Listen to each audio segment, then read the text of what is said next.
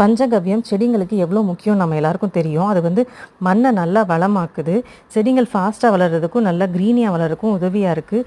பூக்கள், காய்கறிகள், பழங்கள் இப்படி எதுவாக இருந்தாலும் எண்ணிக்கை அதிகமாகவும் சைஸ் பெருசாகவும் வர்றதுக்கு இது உதவியாக இருக்குது. செடிகளை வந்து நோய் எதிர்ப்பு சக்தி கொடுத்து நோயிலேருந்து காப்பாற்றுது. பூச்சி தாக்குதலேருந்தும் செடிங்களை காப்பாற்றுது. இலை மேலே நம்ம இதை தண்ணியில் கலந்து ஸ்ப்ரே பண்ணோம்னா பூச்சி தாக்குதலேருந்தும் காப்பாற்றலாம். இந்த மாதிரி ஒரு நேரம் மாடு போட்ட சாணத்தை எடுத்து வச்சுக்கிட்டு அதில் வந்து இந்த நாட்டு சர்க்கரை, புளிச்ச தயிர், 3 நாள் புளிச்ச தயிர், அப்புறம் மாவு, அரிசி மாவோ கடலை மாவோ கோதுமை மாவோ எந்த மாவு நம்ம வீட்டில் சும்மா கிடக்கோ அந்த மாவை கலந்துக்கிடலாம்.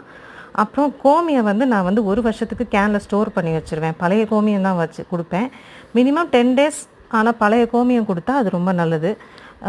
அப்புறம் அதை 1 லிட்டர் இது கூட கலந்துக்கிட்டு மூடி வச்சுட்டு daily morning once evening once கலக்கி விட்டுட்டே இருப்பேன். இந்த மாதிரி 4 டேஸ்க்கு அதை கலக்கி விட்டு வச்சுருந்துட்டு 4 டேஸ் கழித்து அதை இந்த மாதிரி ஒரு கப் எடுத்து ஒரு வாளியில் தண்ணி நிம்மற கலந்து இப்படி செடிக்கு ஊற்றிடுவேன். இந்த வீடியோ உங்களுக்கு பிடிச்சிருந்தா சப்ஸ்கிரைப் பண்ணுங்கள். Happy gardening.